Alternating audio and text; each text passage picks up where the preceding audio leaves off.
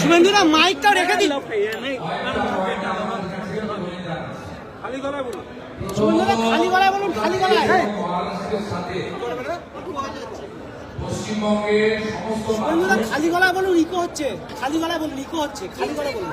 কিছুই করছে না, কিছুই করছে না।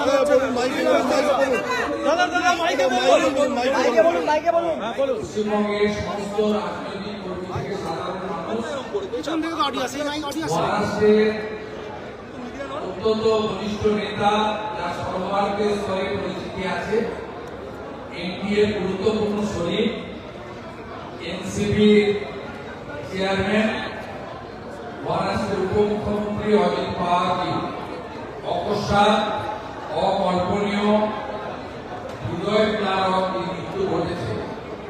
আমরা সমগ্র বিজেপি পরিবার পশ্চিমবঙ্গ তার পরিবারের প্রতি সমব্যথিতা সমবেদনা জ্ঞাপনের সাথে সাথে তার বিদেয়ী আত্মার অবরত প্রার্থনা করি। আপনারা জানেন যে গত 3 দিন ধরে আনন্দপুরের ঘটনা গোটা পশ্চিমবঙ্গে যেভাবে প্রমাণ হয়েছে এই রাজ্যে সরকার নেই, সরকার কার্যত চোখ বন্ধ করে আছেন এবং মুখ্যমন্ত্রী তার বাড়ির অদূরে ঘটনা ঘটার পরেও তিনি একাধিক আনন্দ অনুষ্ঠান, রাজনৈতিক কর্মসূচি, আইপ্যাক প্রণীত নানা ধরনের নির্বাচনী নাটক ড্রামাতে অংশগ্রহণ করছেন, কিন্তু আনন্দপুরে তিনি যাওয়ার একবারও সময় পাননি, পরিবারগুলোর খোঁজ নেওয়ারও সময় পাননি। আমাদের মনে হয়েছে যেহেতু যারা মারা গেছে তাদের মধ্যে কেউ বিশেষ সম্প্রদায়ের বা বিশেষ ভোট ব্যাংকের কেউ নেই, তাই মাননীয় মুখ্যমন্ত্রী তার রাজধর্ম বা মানবিক ধর্ম পালন করার ন্যূনতম সৌজন্য দেখাতে পারেন। প্রথম দিন থেকে সোনারপুর যাদবপুর এলাকা বিজেপি কর্মীরা, নেতৃত্বরা অসহায় পরিবারগুলোর পাশে দাঁড়িয়েছে। মিছিলদের ডায়েরি করা থেকে পূর্ব মেদিনীপুর, উত্তর 24 পরগনা, পশ্চিম মেদিনীপুর থেকে পীড়িত নিখোঁজ পরিবারগুলিকে থাকার ব্যবস্থা, তাদের যত্ন বা যেটুকু তাদের সাধ্যমতো পাশে দাঁড়ানোর সে কাজ তারা করেছে।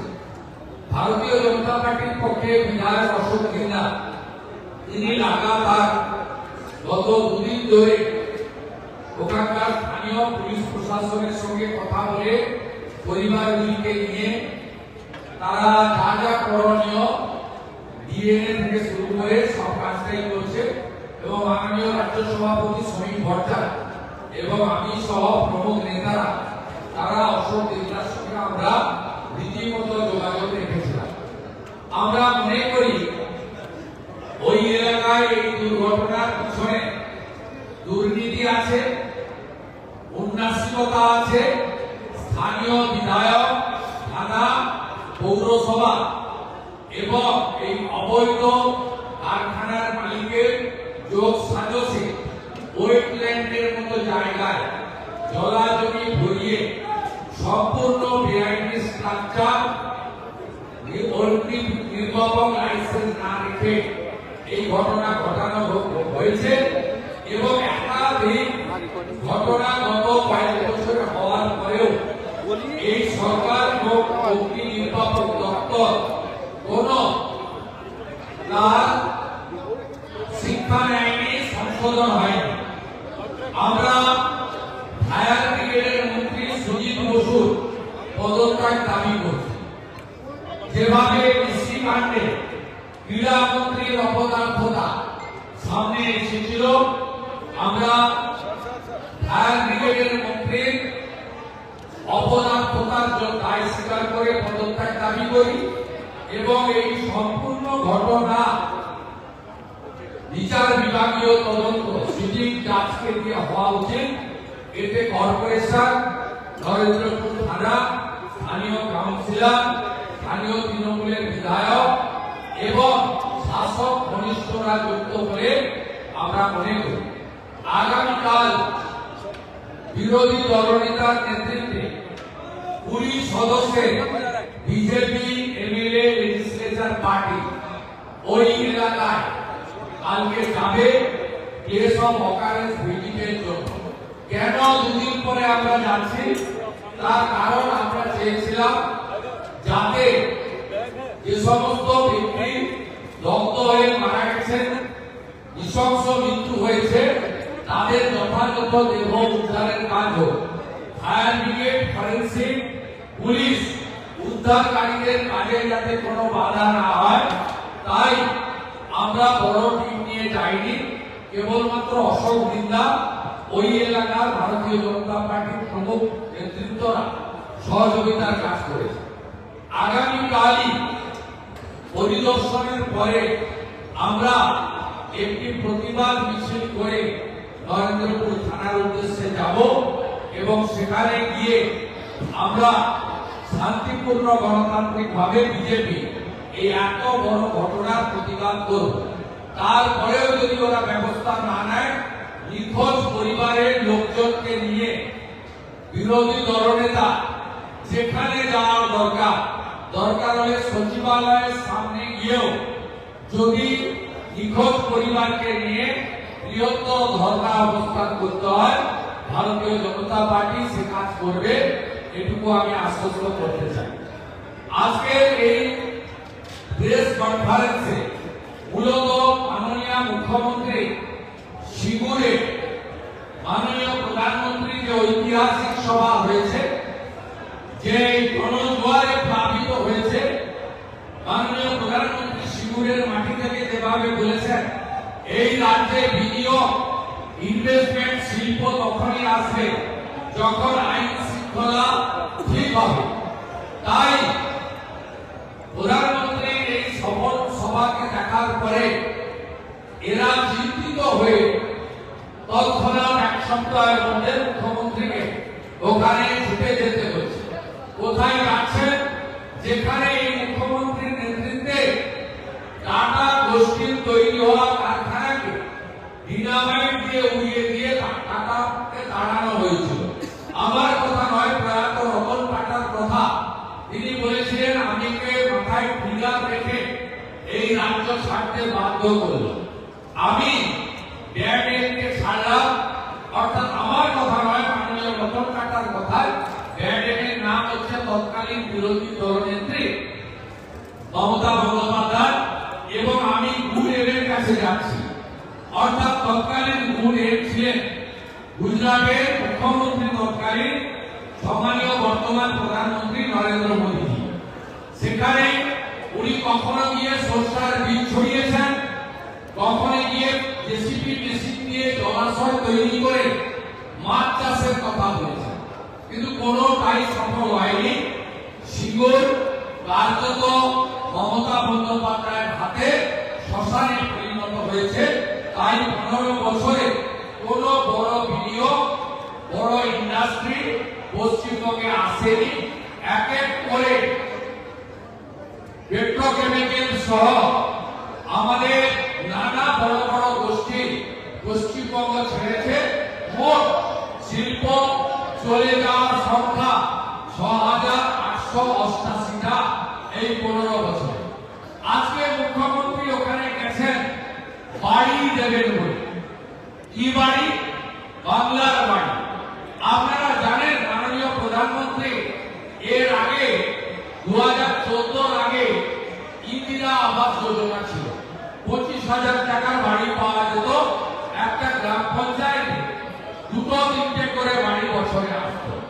মাননীয় প্রধানমন্ত্রী দায়িত্ব নেওয়ার পরে 2015 সাল থেকে তিনি 1,25,000 টাকা সমতলে, 1,65,000 টাকা পাহাড়ি এলাকায় প্রধানমন্ত্রী আবাস যোজনা চালু করেন এবং শহরে 3,55,000 টাকা বাড়ি তৈরি স্কিম প্রধানমন্ত্রী আনেন।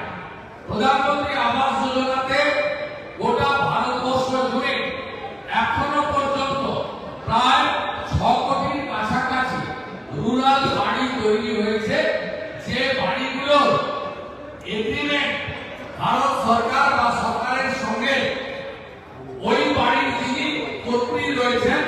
মহিলা প্রবীণ সদস্য তার নামে এগ্রিমেন্ট করতে হয়েছে। এটাই প্রধানমন্ত্রী নারী ক্ষমতায়ন, নারী সশক্তিকরণের তার সবচেয়ে বড় উদাহরণ। এবং তিনি পশ্চিমবঙ্গে বিরোধী সরকার থাকা সত্ত্বেও মোট 2023 সাল পর্যন্ত মোট 30,000 কোটি টাকা দিয়েছে। যদি 2004 থেকে 14 ইউপিএ 1 ইউপিএ 2 যে সরকারের 9 থেকে 12 মমতা বন্দ্যোপাধ্যায় নিজেও ছিলেন রেলমন্ত্রী হিসাবে শরিক ছিলেন, সেই সরকার পশ্চিমবঙ্গে 4,654 কোটি টাকা দিয়েছে 10 বছরে। আর মাননীয় প্রধানমন্ত্রীর নেতৃত্বে এনডিএ সরকার 2014 থেকে 2023 এর 31 মার্চ পর্যন্ত 30,000 কোটি টাকা দিয়েছে প্রধানমন্ত্রী আবাস যোজনা। এবং বাড়ির ইউনিটের সংখ্যা হলো 40 লক্ষ। অর্থাৎ এই 40 লক্ষ ইউনিট প্রধানমন্ত্রী আবাস যোজনার বাড়ি মাননীয় প্রধানমন্ত্রী তিনি বিরোধী দলের সরকারকে দিয়েছেন, কিন্তু সাধারণ মানুষ পায়নি। তৃণমূলের নেতারা এক একজন 15টা 17টা করে বাড়ি নিয়ে টাকাগুলো তুলে খেয়েছে এবং নিজেদের গরু রাখার গোয়াল ঘর থেকে শুরু করে শৌচালয়, রান্নাঘর, ফিসারির যে চৌকিদারের ঘর, সেসব ঘর দেখে নওগাঁর এক তৃণমূলের প্রধান মহোদয়া, তিনি তৎকালীন প্রধান লাইলা বিবি, তিনি আত্মীয় স্বজন, চাচা জেঠি, কাকা খুড়ি, ভাইপো ভাস্তা মিলে 35টা আবাসের বাড়ি লুট করেছে। এইটা হচ্ছে পশ্চিমবঙ্গের আসল চিত্র। আজকে মুখ্যমন্ত্রী 20 লক্ষ বাড়িতে 60,000 টাকা করে দিলেও আমি বিরোধী দলনেতা দায়িত্ব নিয়ে বলি, মাত্র 1 থেকে 1.5 লক্ষ লোকের অ্যাকাউন্টে এই দ্বিতীয় পর্যায়ে অসম্পূর্ণ বাড়ির 60,000 বাড়ি টাকা ঢুকিয়েছেন আর বলেছেন 20 লাখ। আমরা কথা দিতে পারি, পশ্চিমবাংলায় যেভাবে বাড়ি চুরি হচ্ছে, যেভাবে সিমেন্ট রডের দাম বেড়েছে, আমরা 1,20,000 টাকা বা 60,000 টাকায় কোনো বাড়ি হয় না। যারা প্রকৃত প্রাপক বিজেপিকে আনুন। প্রধানমন্ত্রী আবাস যোজনা 1,25,000 সাথে সাথে একটা আধুনিক অর্থাৎ দুতলার বাড়ি, প্রধানমন্ত্রী স্বচ্ছ ভারতের শৌচালয়, প্রধানমন্ত্রী সূর্য ঘরের প্রতি বাড়ি 80,000 টাকা করে সোলার প্লেট, যেখানে ইলেকট্রিকের বিল দিতে হয় না। আর প্রধানমন্ত্রীর স্বপ্নের প্রকল্প নলে জল, জল জীবন মিশন। আগামী দিনে ভারতীয় জনতা পার্টির সরকার এপ্রিল মাসে যে সরকার আপনারা আনতে চলেছেন, আমরা সেটা দেব। এই কথা আপনাদের আমরা দিতে পারি। আজকে 2,000 টাকার বালি 15,000 টাকা করে বালির দাম তৈরি করা হয়েছে অবৈধ বালি খননকারী এবং তৃণমূল সিন্ডিকেট, রাস্তায় দাঁড়িয়ে হাত পেতে তোলা মমতা পুলিশ, এদের জয়েন্ট ভেঞ্চারে আজকে বালির দাম, পাথরের দাম, সিমেন্টের দাম, রডের দাম যে জায়গায় গেছে, এই টাকায় আর কারি হোক বাড়ি হয় না।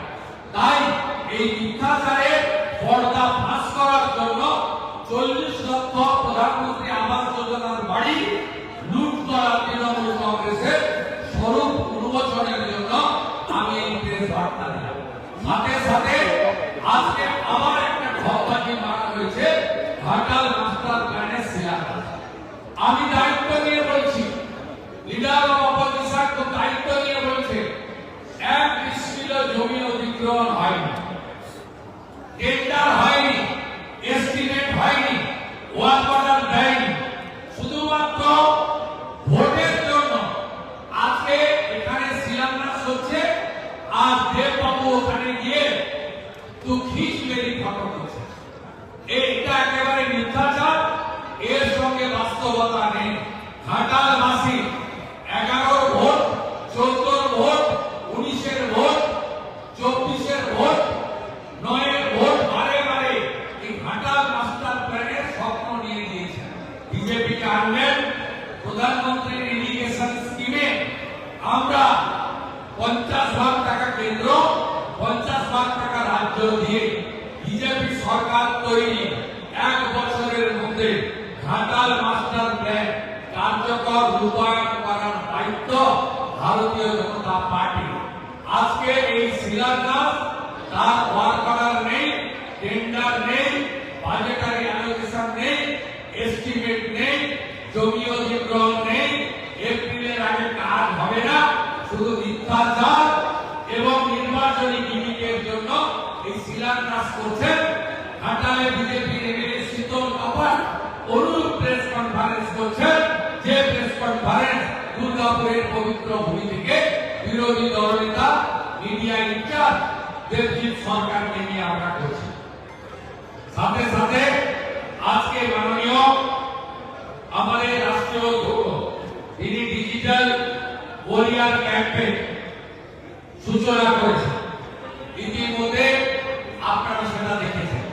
আমি এই বাংলার যারা পশ্চিমবঙ্গকে বাংলাদেশ হতে দিতে চান না, যারা চান শিক্ষিত বেকাররা চাকরি পান, যারা চান শিল্প আসুক, বিজেপির স্লোগান হাতে কাজ পেটে ভাত মাথায় খাত, তাদেরকে বলবো বিজেপি ডিজিটাল ওরিয়ার ক্যাম্পে নাম লিখিয়ে আইপ্যাক, তৃণমূল কংগ্রেস, ভ্রষ্টাচারী সরকার, পিসি ভাইপোর জয়েন্ট ভেঞ্চার এর পর্দাফাশ আগামী দিনে বাংলার শিক্ষিত যুবক যুবতীরা বিজেপির ডিজিটাল ওরিয়ার হিসাবে এবং বিশেষ করে সনাতনীদের উপর যে আক্রমণ হচ্ছে তার বিরুদ্ধে প্রত্যেকটি রাষ্ট্রবাদী সনাতনী আওয়াজ তুলবে।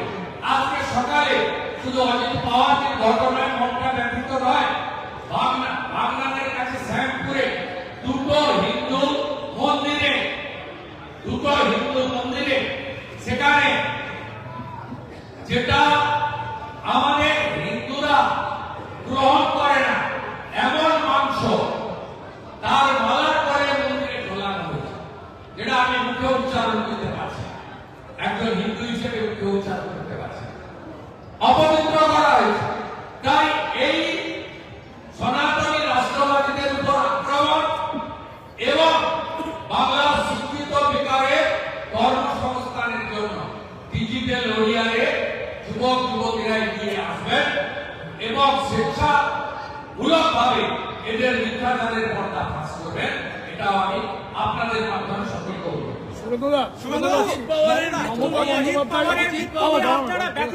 মমতা বন্দ্যোপাধ্যায় যখন 21 দিনের অনশন আন্দোলন করে টাটাদেরকে তাড়িয়েছিলেন, আপনি তখন মঞ্চে ছিলেন, আপনার অনুশোচনা হয়?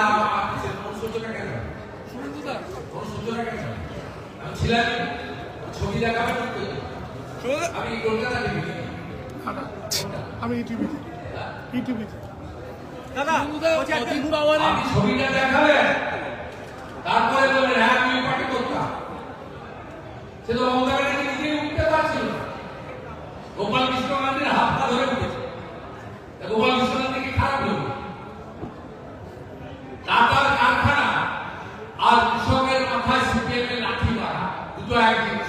কিন্তু রাজনাথ সিংহ তো মঞ্চে ছিলেন সে সময়, এসেছিলেন মানবিক কারণ। বিজেপি একটি মানবিক পার্টি।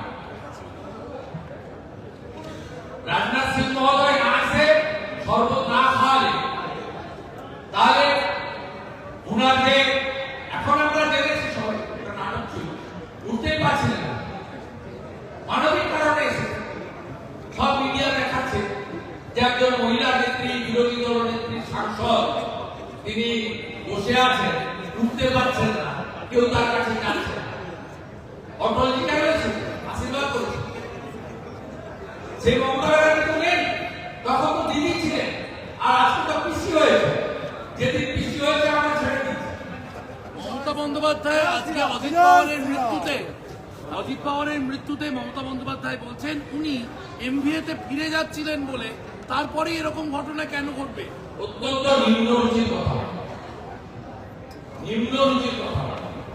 উনি রাজনীতির বাইরে, নিজের স্বার্থের বাইরে কখনো বেরোতে পারেন। দুর্ভাগ্যজনক, ইনাকেই আমরা 11 সালে মুখ্যমন্ত্রী চেয়ারে বসিয়েছিলাম। লজ্জা, বাংলার গর্ব মমতা ধরনের কথা আজকে মন্তব্য করার মধ্য দিয়ে উনার সংকীর্ণতা এবং নিজের রাজনীতির বাইরে নিজের স্বার্থের বাইরে কিছু ভাবেন না, এটাতে প্রমাণ। উনি এজেন্সি কিনে রেখেছে, তাই সুপ্রিম কোর্ট মনিটর তদন্ত হোক অজিত পাওয়ারের এই মৃত্যুতে। কারণ কেউ সুরক্ষিত নয়, কারণ কেউ সুরক্ষিত নয়, সুরক্ষিত নয়, তদন্ত হওয়া উচিত। কারণ অন্যান্য উনি সুপ্রিম কোর্ট করবেন, উনি সুপ্রিম কোর্টে যান, এসব কথার উত্তর মহারাষ্ট্রের প্রতিষ্ঠিত পাওয়ার ফ্যামিলি দিয়ে দেবে। আমাদের এগুলো নিয়ে মন্তব্য করার কোনো দরকার নেই। এই উত্তরগুলো সব দেবেন্দ্র ফাডনবিস দিয়ে দেবে, আমাকে উত্তর দেওয়ার দরকার নেই। আর আমি পশ্চিমবাংলার মুখ্যমন্ত্রী আর বিরোধী দলনেতা হিসেবে বলছি, আপনার যদি ক্ষমতা থাকে আপনি সুপ্রিম কোর্টে যান। আমি তো আপনাকে নোটিশ করেছিলাম পেন ড্রাইভ দেখানোর জন্য, দেখাতে পারেননি। আমি আলিপুরকে মামলা করেছি, আপনার সঙ্গে আলিপুর কোর্টে দেখা হবে। সব সময় এই ধরনের কথাবার্তা বলে উনি সকাল থেকে রাত্রি মোদিজির আতঙ্ক, বিজেপির আতঙ্ক, ক্ষমতা চলে যাওয়ার আতঙ্কে ভুগছেন বলে উনি যেখানে যা পাচ্ছেন বলছেন। এবং দুর্ভাগ্যজনক হলেও সত্যি সংবাদ মাধ্যমের একটা বড় অংশ পশ্চিমবাংলা এই কথাগুলো শোনাচ্ছে। এটা সমাজে একটা বিরূপ প্রতিক্রিয়া। বকটুই কাণ্ডে সিবিআই এর আবেদনে সাড়া দিল আদালত। কি আবেদন করেছে? বকটুই কাণ্ডে কি আবেদন রামপুরহাট থেকে অন্য হাইকোর্টে স্থানান্তর করার জন্য। রামপুরহাট থেকে হাইকোর্টে, রামপুরহাট আদালত থেকে আমি হাইকোর্টে। অর্ডার কপি দেখে বলবো, যদি করে থাকে ঠিক। আমি শুধু বলবো রাজ্যের বাইরে সিবিআই যেমন 17টা পোস্টাল ভায়োলেন্সের মামলা অন্য রাজ্যে ট্রান্সফার করার জন্য সুপ্রিম কোর্টে গেছে, তেমনি ভাদু আনারুলের ঘটনা সহ বকটুই মামলা পশ্চিমবঙ্গের বাইরে যাতে বিচার হয়, এই আবেদন যদি সুপ্রিম কোর্টে করেন তাতে পশ্চিমবঙ্গের লোক খুশি হবে এবং বকটুইর অসহায় নিরীহ মুসলিম মহিলা শিশুকন্যাদের যারা জানিয়েছিল তারা প্রকৃত শাস্তি পাবে। রাজ্য সরকার 23 জন আধিকারিককে নিয়োগ করেছেন আইএএস অফিসার রাজ্যের উন্নয়নের কাজ মনিটর করতে। এমন আধিকারিকও রয়েছেন যারা নির্বাচন কমিশনের কাজ করছে। ইলেকশন কমিশন গতকালই দিয়েছেন, ইলেকশন কমিশন দেখবে। আমি ইলেকশন কমিশনের মানে ব্রিফ নিয়ে সাংবাদিক সম্মেলন করছি, প্লিজ টক টু শো। না, কিন্তু এইভাবে অফিসারদের নিয়োগ হঠাৎ করে মমতা কেউ বন্দ্যোপাধ্যায় হঠাৎ করে অনেক কিছু করে। একজন স্পেশাল অবজারভারকে উনি আপনার কম গুরুত্বপূর্ণ পোস্টিং হচ্ছে, একজনকে ট্রেনিং ইনস্টিটিউটেও পাঠিয়েছে। অর্থাৎ উনি এগুলো করেন, সবাই জানেন। বিএলআর নাম্বার ফাইনাল ভোটার তালিকার পরে যে কোনো দিন নির্বাচন ঘোষণা হবে, নির্বাচন ঘোষণা হলে এমসিসি চালু হবে। এমসিসি চালু হলে ভারতীয় জনতা পার্টি দায়িত্বশীল প্রধান বিরোধী দল হিসেবে নির্বাচন বিধি যদি ভঙ্গ হয় নিশ্চয়ইভাবে যেখানে বলার হবে। কিন্তু এই মুহূর্তে সাধারণ নলেজে আমি বলতে পারি অ্যাজ এ ছোটখাটো এমএলএ যে ইলেকশন কমিশনের বিএলও থেকে শুরু করে ডিইও পর্যন্ত, অবজারভার পর্যন্ত তারা এসআইআর প্রক্রিয়ায় যুক্ত। এদেরকে কোনো অ্যাডিশনাল অল্টারেশন করতে গেলে ইলেকশন কমিশনের অনুমতি নিতে হবে। যদি অনুমতি নিয়ে থাকে আলাদা কথা, না নিয়ে থাকে ইটস এ সিরিয়াস ভায়োলেশন। এবং ইলেকশন কমিশন অনেকদিন পরে ঘুম ভাঙছে না।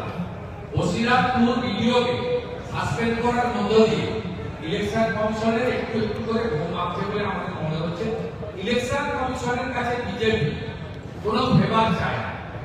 বিজেপি চায় ফেয়ারলি চলুন, নইলে আমরাও দায়িত্বশীল বিরোধী দল হিসেবে আমাদের ডেলিগেশন প্রায় যাক, আমরা যেখানে জানাবো।